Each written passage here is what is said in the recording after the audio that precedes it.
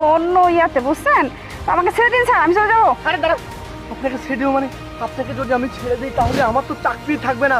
আমি যত কষ্ট করে ওই মহিলাকে ধরছি, কিন্তু এটা বুঝতে পারতেছি না হঠাৎ করে এই মেয়েটা কোথায় চলে গেলো। আমার তো কিছুই কাছে করতেছে না। এই এদিকে আসেন, আপনি এদিকে আসেন। আপনি কেন কোথেকে আসেন?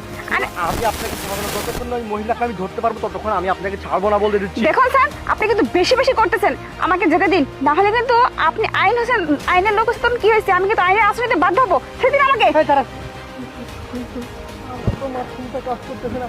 আমি নিজে দাঁড়িয়ে থেকে ওই হিমানি গ্যাংয়ের ওই মেয়েটাকে ধরছি, আর এখন এই মহিলা কিভাবে পুরুষে পরিণত হয়ে গেল? এই মেয়ে সেকেন্ড। দেখুন স্যার, আপনার কোথাও ভুল হচ্ছে, আমি বারবার বলতেছি, আপনি আমার সাথে এত বড় অন্যায় করতে পারেন না, আপনি আমাকে যেতে দিন। এই দাঁড়ান, আপনাকে যেতে দেবো মানে? আমি যদি আপনাকে যেতে দেই তাহলে ওই মহিলাকে আমি কোথায় পাবো? সেটা আমি কি করে বলবো আপনি মহিলাকে কোথায় পাবেন? আশ্চর্য ঘটনা, আপনি একজনের জন্য আরেকজনকে আপনি হেনস্থা করতেছেন। আমি কিন্তু সত্যি সত্যি আপনার নামে কিন্তু মানবাধিকারের মামলা দেব। ছেড়ে দিন আমাকে স্যার। এই দাঁড়া স্যার, আরে আপনি কাকে ছেড়ে দিচ্ছেন? হ্যাঁ, আপনি যদি একে ছেড়ে দেন তাহলে তো মূল আসামি আপনি ছেড়ে দিচ্ছেন। আমি তো মূল আসামি ছেড়ে দিচ্ছি। দেখুন, আমাকে যেতে দিন, আমি যাবো। এই দাঁড়া, আপনি এর অন্তরালে কি আছে আপনার চেহারা দেখেছেন? এই দেখুন, এই দেখুন। এই কি রে? তার মানে তুই খোল খোল সব আরে! খোল ড্রেস খোল। তুই আদব কোথাকার!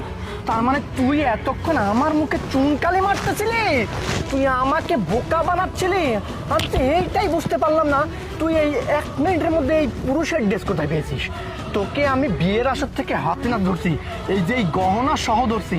এদের কাজ হলো বিয়ের আসরে এই মেয়েটা বউ সেজে বসে থাকে, আর আসল বউকে অজ্ঞান করে বউয়ের কাগজ যা আছে সব কিছু নিয়ে পালি। এই যে স্যার, বিয়ে আপনি যখন কথা বলতেছিলেন না, হ্যাঁ, এইটা খুব একটা কায়দা কৌশল করে এই জিনিসগুলো উঠিয়ে দেয়, এইটা পরে নেয় আর এটা উঠিয়ে নেয়।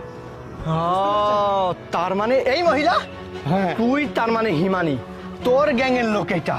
তোদের নামে থানায় অনেকগুলো ফাইল জমা হয়েছে। তোরা গরিব বড় লোক ধনী কাউকে মানিস না, তোরা গরিব মানুষকে পর্যন্ত পেটে লাথি মারিস। একটা গরিব মানুষের বিয়ে হতে লাগলে সেইখানে গিয়ে তোরা হামলা দিস।